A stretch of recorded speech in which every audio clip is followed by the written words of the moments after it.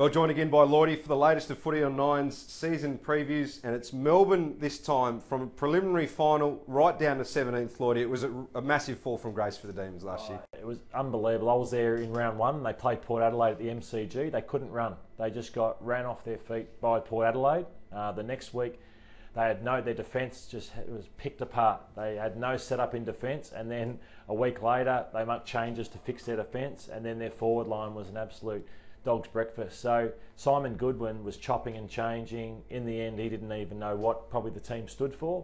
And every time you turned up to watch Melbourne, you'd say, "What are they? Who are they?" And that's the most confusing thing. And that's what they have to get back to, a strong brand, and stick to that, because they certainly didn't have that in 2019. Let's get stuck into what they've been up to in the off-season. Trade period, they were again active. Adam Tomlinson and Ed Langdon come in. They also have given a lifeline to Harley Bennell. Yeah, they gave up nothing for Harley, and I see he's had another soft tissue over the break. So I think if they can get the back half of the season, I'm not expecting much from Harley in the first half of the year, because like Joe Danaher, he hasn't had a pre-season, he's still in rehab, so it's just too hard to catch up. So if they can get some good footy from Bennell in the back half of the season, you might get a wonderful player for 2021. But I think it's more unlikely than likely on what we've seen over the last 3 or 4 years. And I like Langdon. He's got some run and dash that Melbourne don't really have. Jaden Hunt's not clean enough, so Langdon's probably the best recruit of those three. They did have some high draft picks again this year. Number 3 was Luke Jackson, a player that they're really excited about down there, and also Pickett, who's shown, we've seen some ferocious tackles from him in the under-18s. You have to be extremely good to be a ruckman taken in the top 10 in the draft. Clubs refuse to do it, and we even saw Grundy drift out to 18. The only what players we've seen is Nat Nui and Matty Cruiser, probably over time. So even Tim English drifted out to 17. So just shows how good Luke Jackson is. He's likened to Brodie Grundy, extremely aggressive in the way he goes about his ruck work, but still he's got a lot of work to do and a lot of size. So he'll play some games this year, but I wouldn't have the expectations too high for 2020. Yeah. Well, they've already had some concerns with their rucks, with the likes of Bruce and Gawn being injured over the summer, and their forward line hasn't exactly been functioning. So there might be game time, mightn't there? Yeah, I think so, and I think it's a great point you make about their forward line. We all thought that with no Jesse Hogan that they'll be fine. They've got Tom McDonald and they've got Sam Wiedemann, but both really failed as that number one forward. I think that Wiedemann, after such a big final, where he ripped the Cats apart in 2018. He just didn't fire a shot last year. And then Tom McDonald really struggled as that number one target. When you get the best defenders week after week, he struggled a little bit. So that was ball movement that had a factor in that too. So yeah, there's a few question marks still on their front half. They did have some excuses last year. A lot of guys had off-season surgery after the preliminary final.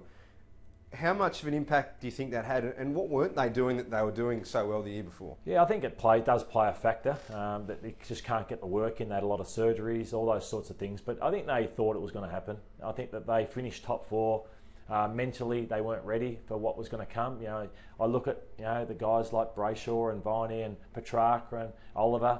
They enjoyed themselves and their celebrations after goals and all those sorts of things. I think they need to mature as players. You don't see that from the seasoned hardened teams. They just back up and do it. You see Richmond, you don't see too much carry on from them when they go about it. So I think it was mental and physical, and probably the coach's box. There's failures on all fronts at the Melbourne Footy Club.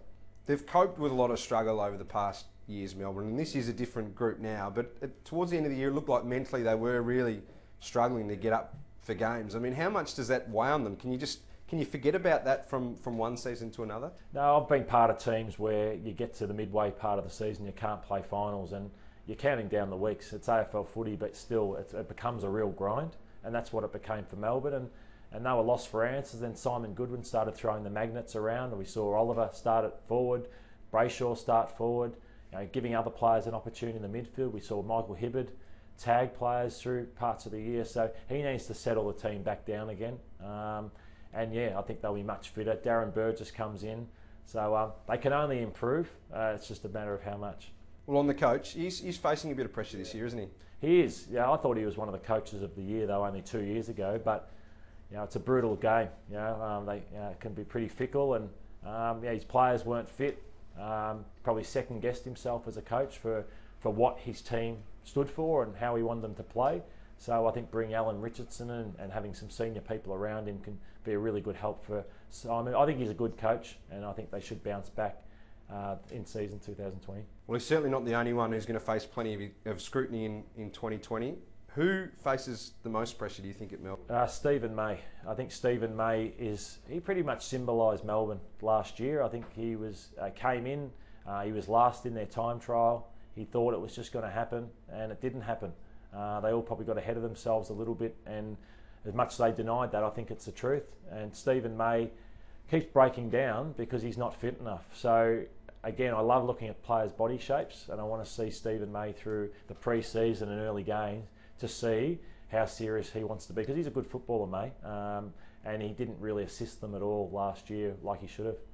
There's still plenty of young talent on this list as well, isn't there? So there is room for improvement with a lot of guys. Who will improve, do you think? Yeah, there's plenty of young players on the list, but I think I'm a big fan of Jake Lever, and he was another one that just looked sore. Whenever he played, he looked sore, and I watched him play in the Queen's birthday game, and he even got a knock to his knee in his first game back, and that set him back for a period of time as well. So I think he's a player, and I thought Michael Hibberd lost his way last year, and I think he was All-Australian the season before that. So there's a number of players there that should just improve naturally, because they're good players, but they just had poor years. You think of Brayshaw.